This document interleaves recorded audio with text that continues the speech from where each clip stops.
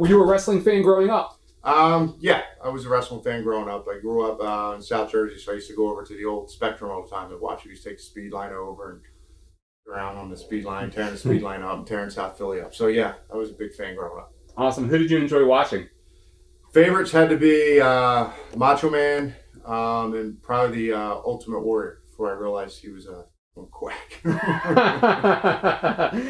How did you get into the wrestling business? I wrestled amateur growing up, all through high school, college, and kind of just right time, just kind of fell into it. There was a flea mart right by my house, and I always had the big truck out front, pro wrestling, Saturday night, 8 o'clock. So I decided one night to finally go.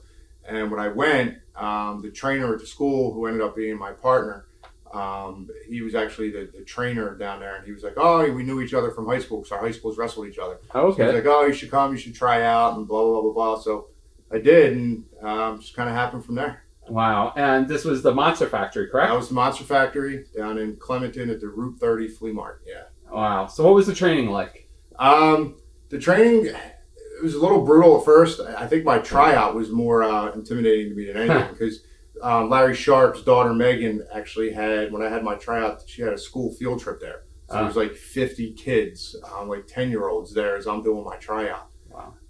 But I tried out and then started. The training was brutal at first because, like any green guy, when you get in there, you're just getting the snot kicked out of you. You get beat up, you're getting chopped, you're just taking bumps, and you're sore, and it was kind of brutal at first, but it was definitely a good time. When I first started, all I did was laugh. I just couldn't believe I was actually in a ring wrestling, so it was a good time. Wow. So what did your parents say when you told them you were going to start wrestling? My dad really didn't give a shit. He wasn't around, so as long as I left him alone, he didn't care. My mom really didn't care that much either. She just kind of wanted me to finish college, what I was doing. She wanted me to have something to fall back on in case it didn't happen or didn't work out. She just wanted me to make sure I took care of myself. So what was like the biggest misconception you had about wrestling before you started? Biggest misconception?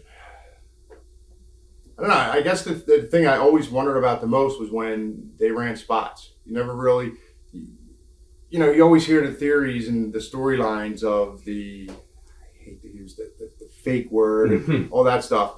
But I guess I don't even know if it's so much a misconception. I think it was more of an amazement, a wonder of how you actually, get in the ring and you do what you do. I think that was the biggest thing. So it's not so much a misconception. It was just the coolness of actually getting in there and figuring out how to tell a storyline, how to start a match from the bottom, build the walls, build the roof up to, up to the finish, and just getting it done and how the whole thing works. I think I was more amazed about that than I really didn't have any misconceptions because I had no clue what I was getting into. Yeah. What was the hardest thing about training? Was it the bumping, the cardio, running the ropes? The hardest thing, it's going to sound dumb, was throwing a punch. For me, I always had issues with throwing punches. The bumps were easy. Running the ropes, it all came pretty natural. Just throwing a good, solid punch without actually killing anyone. Because when I first started, I was actually only training 3 weeks when WWF was in town and they were doing, the Saturday morning superstars or whatever it was called back then. And Glenn had said to me, "Hey, WWF's in town, we're going to a show." And I'm like, "Okay." And he said, "Look, they're not going to use you. You're going to come, you're going to get paid. You'll see your face, and this is what we do, and blah, blah, blah." And they ended up using me, and I was only training 3 weeks, so I had no clue how to do anything. And the first night was Adam Bomb. My name shows up on the board, and I'm like, this is good. So again, I'm out there like this because I'm just laughing the entire time. Yeah. The second night, though, was Papa Shango.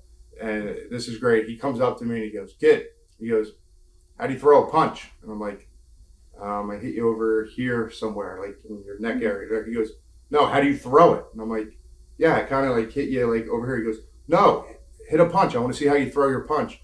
I fucking almost knocked a tooth out on him. I hit him so hard, and he goes, "All right, maybe we'll have you do some kicks." We got out there. He gave me 3 kicks and then just demolished me. But yeah, that was that. Oh, wow. Great story. The very first time I ever went up, which was 3 weeks in, the Adam Bomb thing, I was nervous as hell. I'm pacing back and forth, and actually Macho Man comes up to me in that raspy, I'd love to be able to do his voice, but I can't do it. That raspy voice, he's like, "Kid, first time up here?" And I'm like, "Yeah." And again, Macho Man was one of my heroes growing up. So the first time I saw him in the hallway, I'm like, "Oh shit, it's Macho Man."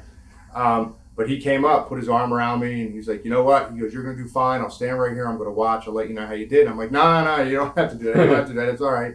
But when I came back through the curtain, he was standing right there and put his arm around me, and he was like, kid, that was good. You're going to make money in this business one day. And off he went.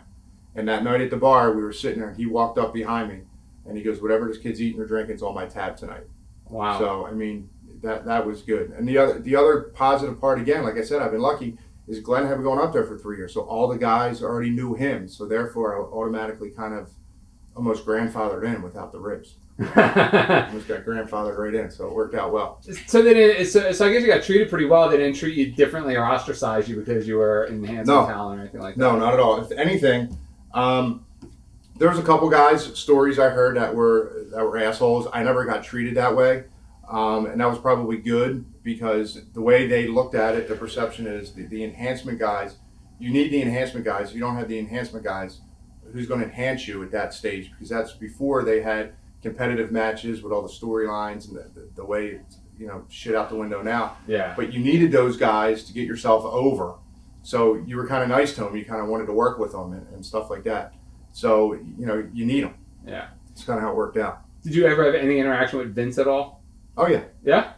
Okay. Vince was great when you were there, but when it was time to leave, Vince wasn't so nice. Even as an enhancement guy, he was nice? Yeah. He was a cool guy? Yeah. Oh, that's good. Were the Click around at that time? Was that when the Click were kind of running the show? I got there right as the Click was kind of disbanding. When I got there, when we signed our deals, that's right when they kind of split and we had the fake Diesel and the fake Razor when I got there. Oh, okay. That's when I got there. So they were just kind of disbanding. Wow. So when you would go up there and do enhancement stuff, did anybody from the office give you the impression that they liked you and that, we're going to keep our eye on you in the future? Yeah, and again, the other positive side was a lot of it when we were going up there right before we got signed was Cornette was there. Oh, okay. And Cornette, was the one who ended up getting us in there ultimately. But yeah, a lot of the guys would say, you guys are good. Actually, the Smoking Guns, Billy and Bart, when they knew we were there, they would request to work with us. Yeah, which was awesome. Oh, okay. Since you were able to work for WWF that early in your career, did it kind of skew your opinion like guys that play football and go to the Super Bowl in their first year and they think, oh, well, it's that easy? No, not at all, because I went up there knowing. See, the good part about when I first started was Glenn training me, because Glenn had already been in business for 3 years. He had contacts. He had been doing jobs on, Saturday morning beat up guys, whatever you want to call it. So, and there was enough guys around me that I kind of knew what to expect. And then from there is when we started paying our dues. I mean, I started in June of '93. That April, we went to Memphis for the first time. We were in Memphis for 3 months, making $40 a night and on the road every night, going from Memphis to Louisville to Evansville, back to Memphis and Nashville, Mississippi. So, I mean, I did 3 years of paying my dues, living in the car, eating. So it didn't do anything for me. All it did was when I knew when WWF was around, it was just giving me some extra cash to get by. Gotcha. So it didn't give me that prima donna or this is what I deserve thing at all, because I went through the living in the car and all that stuff before I got there. Yeah. So Memphis, what was it like to work for Jerry Lawler? And I worked more with Randy Hayes or Hales, whatever the hell his name was. Randy Hales. Yeah. And because Jerry wasn't really there a lot. Jerry only came in on Memphis nights and stuff like that. It was a good learning experience. My first night ever in Memphis, we're in Memphis Coliseum, and Memphis style compared to what I was used to up in the Northeast style was totally different. Northeast style is you get in the ring and the heel calls the whole match. They tell you your comeback. Okay, do this. Sunset flip. You're going to do this now. We're going to go into this. We're going to do that. Down in Memphis, I found out quickly you were on your own. You get in the ring, you want a spot, you have to steal it. Like everyone's fighting, to do what they want to do. I mean, I got in there and Bert Prentice was our manager. And I just let him get like 15 minutes of heat on me because I'm waiting for somebody to tell me what to do. Because I wasn't even in the business a year. I had no clue what I was doing. Yeah. So it was great training. It was a great learning experience for me being there, especially the first, couple of weeks. Wow. It was a good experience on not just in ring, but out of ring with the ribbon and the joking and the whole camaraderie of being around and just doing it every night. Wow. So you must have a Burt Prentice story or two. Yeah, I got a couple of those. We actually, after we left Memphis, we left. When we left, we went home for like a month back up to Jersey. And then Bert called us and said he was starting his own thing out in Arkansas, Ozark Mountain Wrestling. Okay, yeah. So we went out there, and that was an experience because we would wrestle. We'd wrestle 4 or 5 nights a week. At the end of the week, we were lucky to have $15 wow in our pocket. And Bert would go into a town. He'd run the town. He would dry it out. He would suck every penny out of it he could. And then he would pack up and he'd move to another town. And he would do it all over again. And meanwhile, here's his guys that were, helping him out, busting our asses, and making absolutely positively no money. I mean, Memphis, we were at least making $40 a night. Yeah. There, I remember doing cage match, color, the whole 9 yards, a 45-minute cage match. Biggest house we had ever had down there. And Bert hands me an envelope. It's real heavy. I open it up. It's all nickels and dimes. There's a Post-it in it. It says pay off $5 minus $1 for hot dog, $1 for soda. There was $3 in nickels and dimes in the envelope. Wow. Yeah, Bert was he took care of him and the Colorado kid. So we've heard stories. And they took care of each other. Wow. So in Memphis, you talked a little bit about the ribs. Were you ribbed early on, even just a welcoming rib? Not really. I think we did more of the ribbing because what we ended up doing was Glenn knew Axel really well, Rotten. So we got real friendly with them and ended up driving up and down the road with them. So I kind of always had my little pack with me. So I was kind of, I guess, kept safe from being ribbed.